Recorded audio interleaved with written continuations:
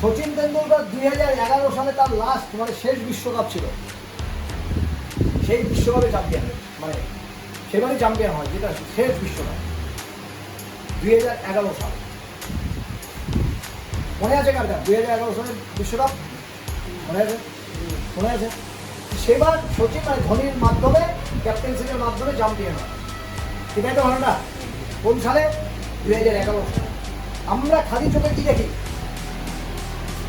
আমরা খালি চোখে দেখি হ্যাঁ 2011 সালে পরে রয়ে আজকে এই জায়গায় করছি, এটাই তো দেখি।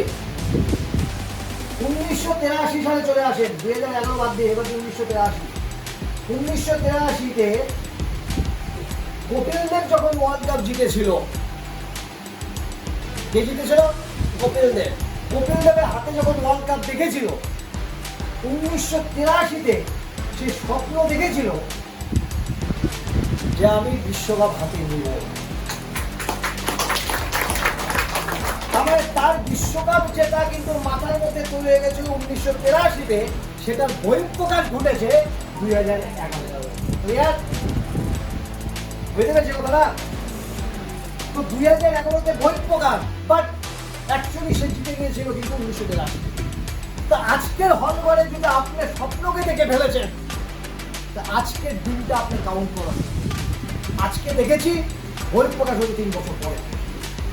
বুঝতে পেরেছি কথাটা? এই জায়গাটা যদি তৈরি করতে পারেন, তাহলে বাস্তবিক আপনি একদিন সম্রাট তৈরি হয়ে যাবেন এই ইন্ডাস্ট্রি। কিন্তু আজকে আপনাকে সিদ্ধান্ত নিতে হবে। সিদ্ধান্ত আজকে, বহিঃপ্রকাশ 3 বছর বা 5 বছর পর। সিদ্ধান্ত নিয়েছিল 1983-তে, আর বহিঃপ্রকাশ করেছিল 2011 সালে। অর্থাৎ যে কোনো বড় কিছু তাড়াতাড়ি সম্ভব নয়। হ্যালো, বুঝতে পেরেছি কথাটা? বড় যদি কিছু করতে এসেছেন টেবা ইন্ডাস্ট্রি থেকে, তাহলে আপনি বড়ভাবে ভাবতে হবে এবং অনেকটা দিন ভাবতে হবে। 3-4 বছরের আগে কিছু ভাববেন না, কিন্তু 3-4-5 বছর পরে আপনি যেই জায়গায় পৌঁছে যাবে, লোকে আপনাকে নিয়ে ভাবা শুরু করবে। বুঝতে পেরেছি কথাটা?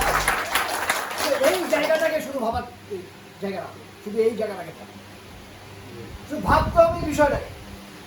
দেখুন, ডুপ্লিকেশনের শক্তিটাকে এবার দেখুন। একটা জয়েন্ট উঠালে কত রুপি?